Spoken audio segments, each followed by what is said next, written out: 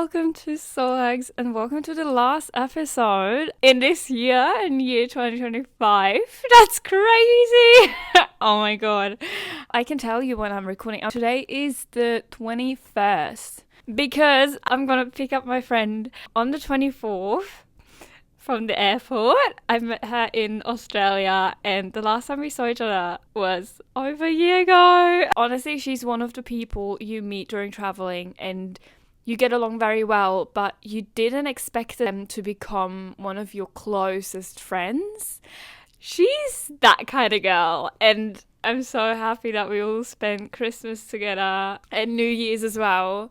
So I'm pre-recording. I'm really glad that we both won't spend Christmas alone because we both experienced that more than once before, and I can tell from my perspective, even if you're not close to your family, anything, like, it doesn't really matter. It's just a bit of a shitty feeling though, spending Christmas evening on your own. I don't wish anyone to experience that. It hurts. It definitely hurts a bit, and you are a bit sad even if you try not to be. So yeah, I'm really happy that we'll spend Christmas together. But yeah, I'm really happy to record today. I think it is the recording. I think it really is the recording. And if I feel like just good, it just two things come together, and like actually recording makes me so much happier than I actually am. So today's a good day. Sun is shining, bluebird sky. That's all I need actually. So last episode in this year, and I thought I will just record like a little recap, not of like what I've experienced and stuff, just what we can take out from this year 2025, because my impression is actually that a lot of people had a shitty year. It definitely comes across that a lot of people experienced a lot of lows, a lot of crises. Yeah, just like on a personal base, like what happened in the world and like political and stuff. Like, God, we don't want to talk about that. We should, but like that's not the podcast for it, even though I wish. But yeah, for myself, looking back, even though we might haven't had the greatest experiences this year, I do feel like just the fact that a lot of people felt the same is something we can hold on to, that we're not alone. And I want to change the perspective a bit, even if you had a shitty year, because what I do since I think 2020, I've written down like a little recap of the year, what I've experienced. Like basically I start with all the good things first, because that was the year of my breakup. And I remember I was in Vienna, because I've spent New Year's a few times alone and by myself as well, which is like, also, it is easier than Christmas, but still, like, I don't know, New Year's should be for friends and happy and everything, and that was just not the case. It happened a few times, especially with the people I was friends with back then, that we planned something and then everything changed and no one knew. I mean, I think that's really common, that friends group that are not organized, that's the most stressful question after Halloween. What are we going to do for New Year's? And it happened a few times that, because I just don't want to spend New Year's with like strangers, go to a party where I'm not invited to, and then I feel uncomfortable. Like, that's not what I wanted. So I decided on my own, and then I was like, honestly, it happened so many times before and it shouldn't happen this time again. So I'm going to be in charge for my New Year's plans, and I booked a trip to Vienna because Vienna was back then a city I always wanted to visit, and I was like, honestly, why the fuck not? So I booked my trip for New Year's to Vienna, booked an Airbnb, a little bit of sightseeing, and prepared to do like a little ritual on my own for New Year's evening. To be fair, it was still the COVID year, so we had some regulations. Fireworks were not allowed, or at least like not many. Like I saw a few, but I think that was like private.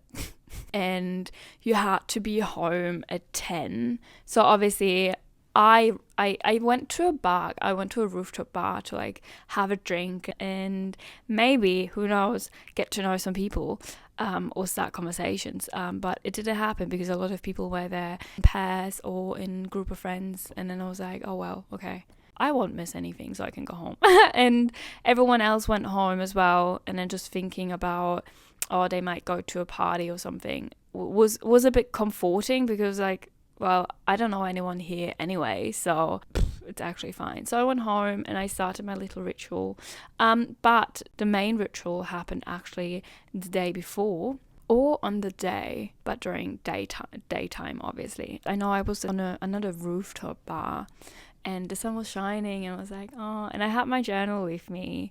That was actually, I think that was the first thing I've done out of my comfort zone, because you are only allowed to enter the rooftop or terrace. It was more like a terrace, and they had a restaurant inside.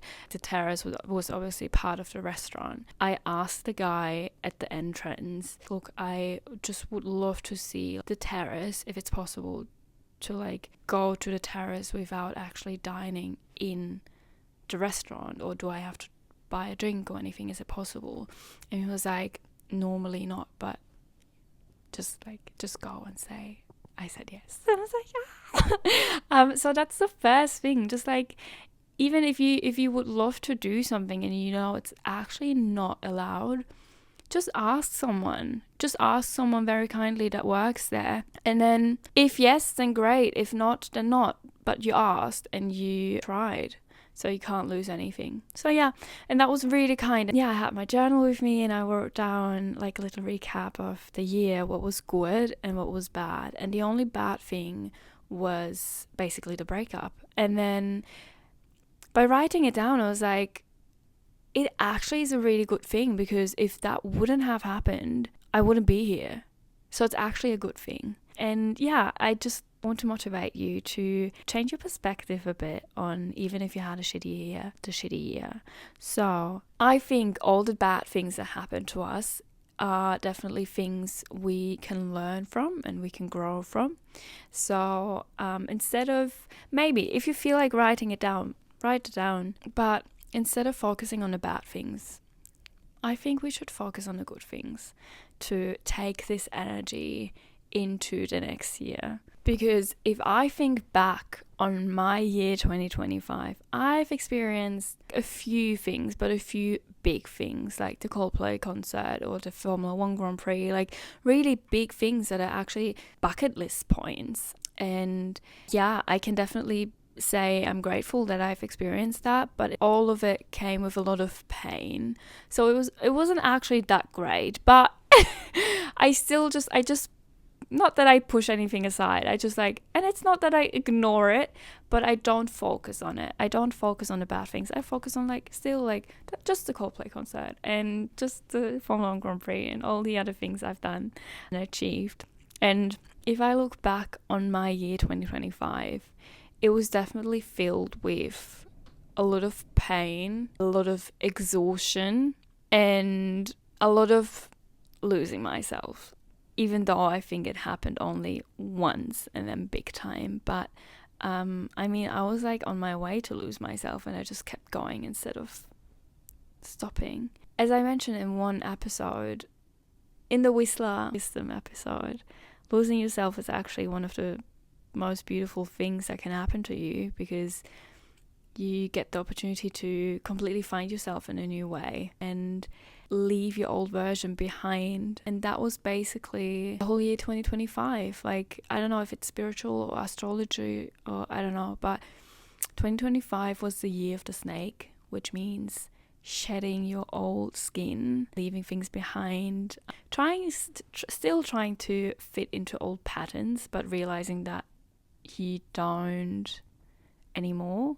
And I think in numerology it was the year of the 9.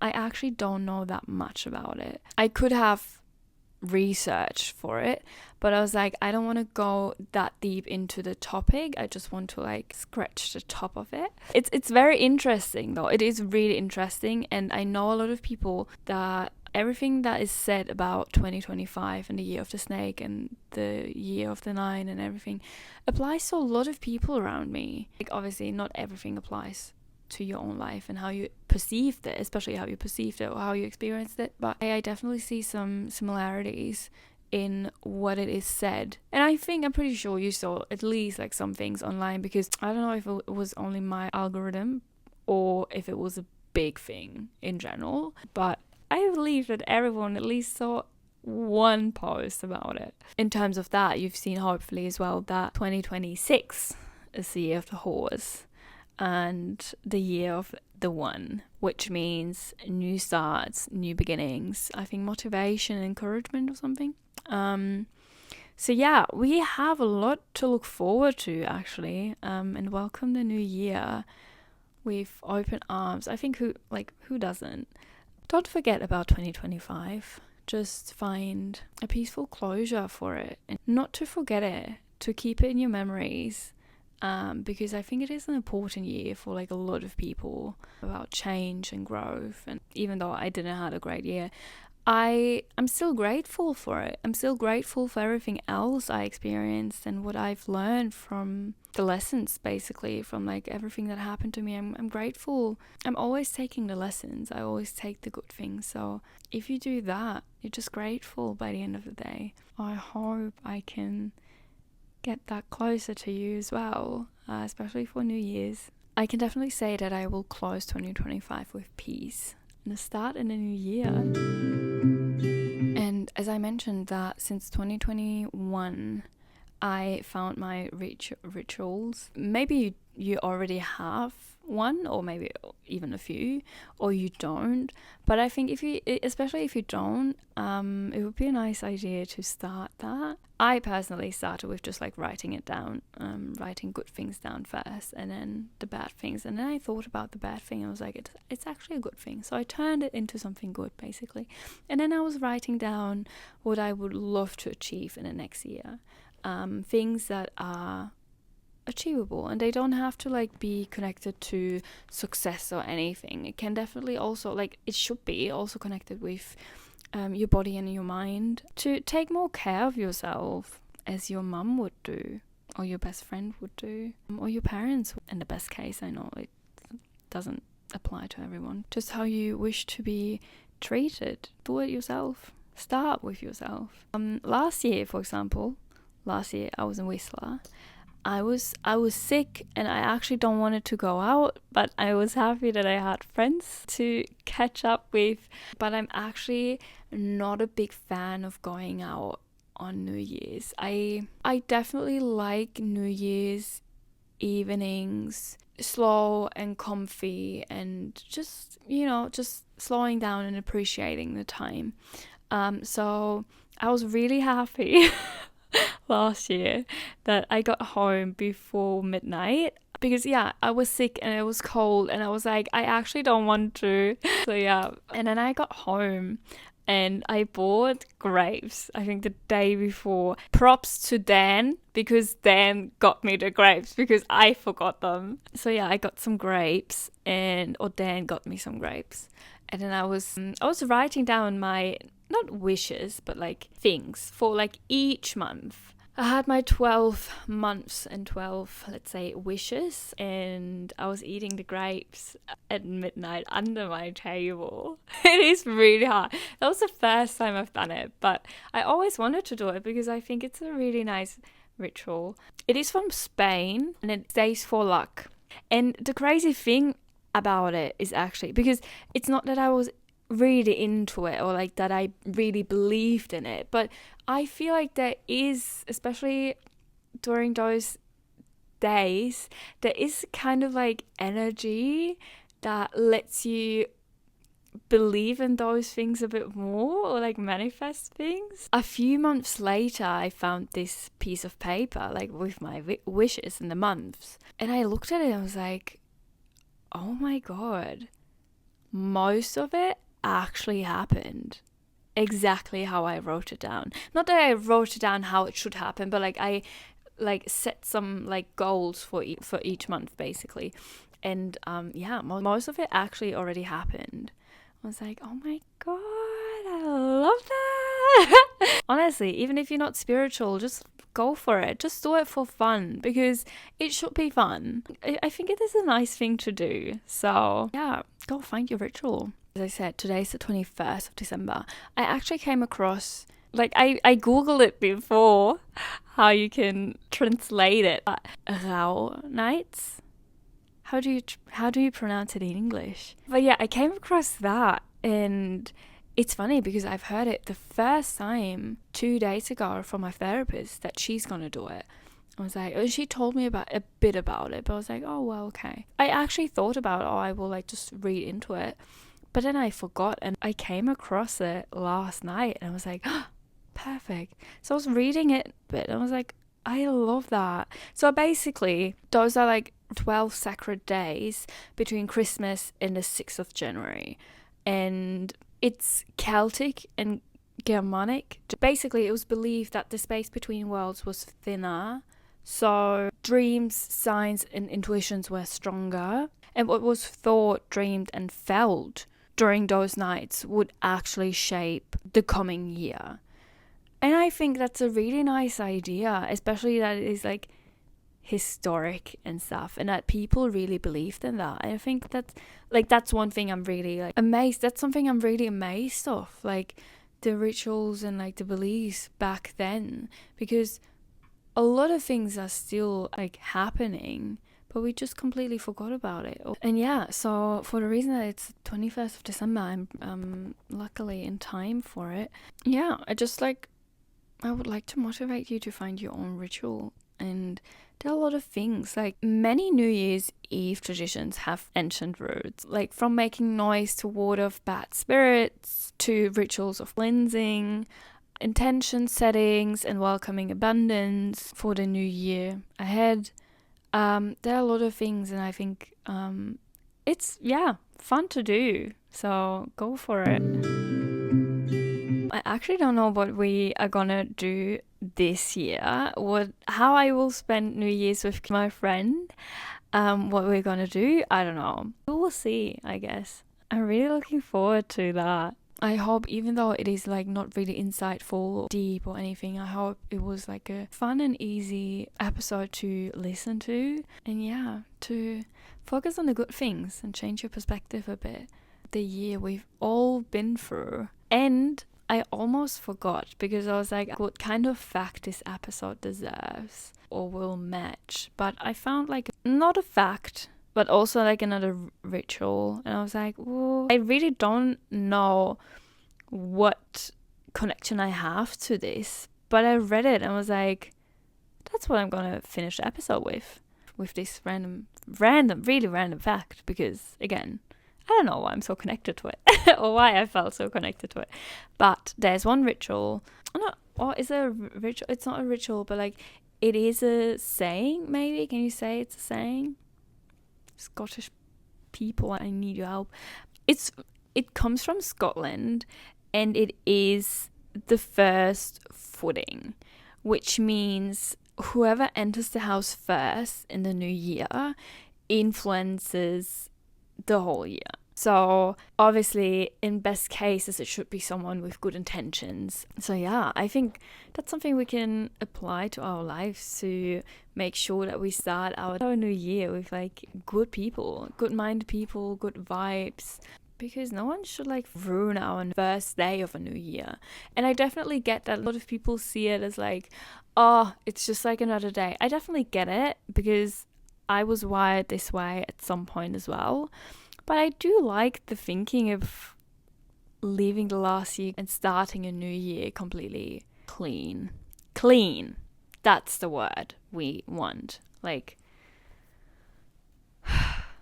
you know, also like with all the new habits people create for the next year, like going to the gym and being healthier and stuff. I mean, everyone knows that the quote of failure is very high for a lot of people when they say, oh, in the next year I'm gonna go to the gym. What I think, it just basically comes down how you word it and what your real intention is. Like, going to the gym is easier said than done. Like, your new habit should basically, listen to the Atomic Habits episode, but your habit should basically, in my opinion, be really rooted in beliefs. Because if it's just something you see online, you're like, oh yeah, I should do that as well. That won't work, babes. That won't work. You definitely should ask yourself, what do I want to do? And if it's something like, it should be a long-term thing, not only for a month or a year.